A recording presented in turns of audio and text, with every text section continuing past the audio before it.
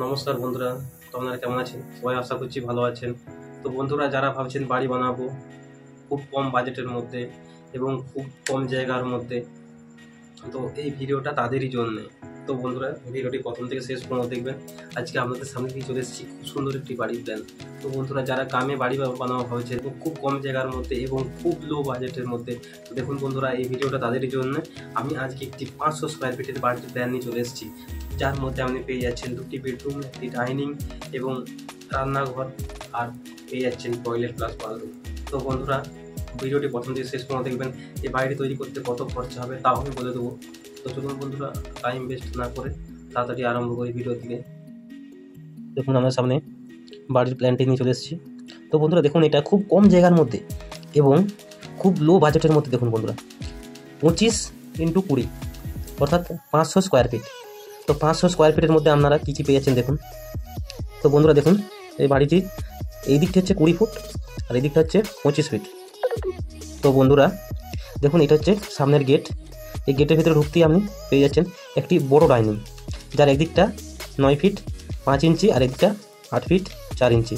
তো 9 fit 5 inch by 8 fit 4 ইঞ্চি বড় dining, খুব বড় ডাইনিং। আর তারপর আপনি পেয়ে যাচ্ছেন বাঁদিকে একটি কিচেন। দেখুন বন্ধুরা, যার একদিকটা 6 ফিট আর একদিকটা 5 ফিট, ওই 6-5 খুব বড়ই, ছোটো নয়। তারপর দেখুন একটি বড় ফাঁকা জায়গা পেয়ে যাচ্ছেন, এটা বারান্দার মতন বড় ফাঁকা পেয়ে যাচ্ছেন।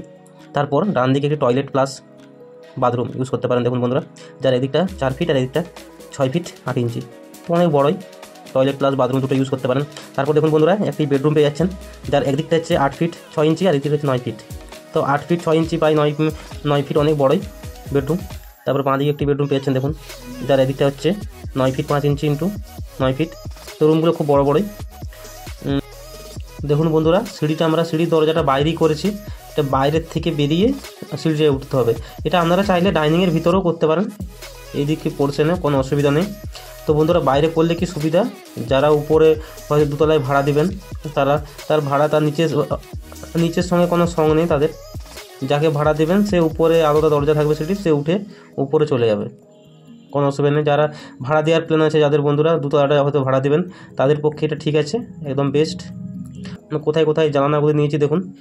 এই রুমে যেমন দুটো জানালা দিয়েছি, এই রুমে জানালাগুলো 4 ফুট করে দেবেন দুটো রুমেই। তারপরে কিচেনের জানলা সবসময় বন্ধুরা আমি বলি, কিচেনের জানলা একটু বড় করবেন, যাতে আলো বাতাস সবসময় ঢুকে। তারপরে টয়লেটের জানলাটা এখানে দেখুন দিয়েছি। আর ডাইনিং রুমে দুটো জানালা আছে দেখুন বন্ধুরা, এই ধারে একটা এই ধারে একটা। তো ডাইনিংয়ের জানালাগুলো একটু বড় করবেন, যাতে আলো বাতাস খেলে। তো বন্ধুরা দেখুন, আমরা এই বাড়িটিতে কটা কলম প্রোভাইড করেছি দেখুন।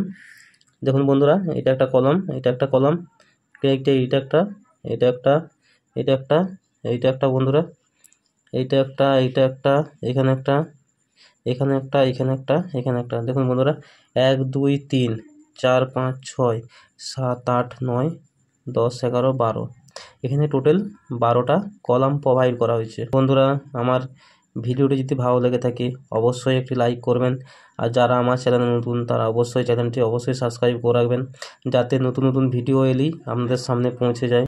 তো বন্ধুরা, এই বাড়িটি তৈরি করতে টোটাল কস্ট 10 থেকে 12 লাখ টাকা, একদম ফুল ফিটিং, একদম ইলেকট্রিক, কাঠের কাজ, একদম রং সব নিয়ে। তো বন্ধুরা, ভিডিওটি ভালো লাগলে অবশ্যই একটু লাইক করবেন। আবার পরবর্তীকালে নতুন একটি ভিডিও নিয়ে চলে আসবো।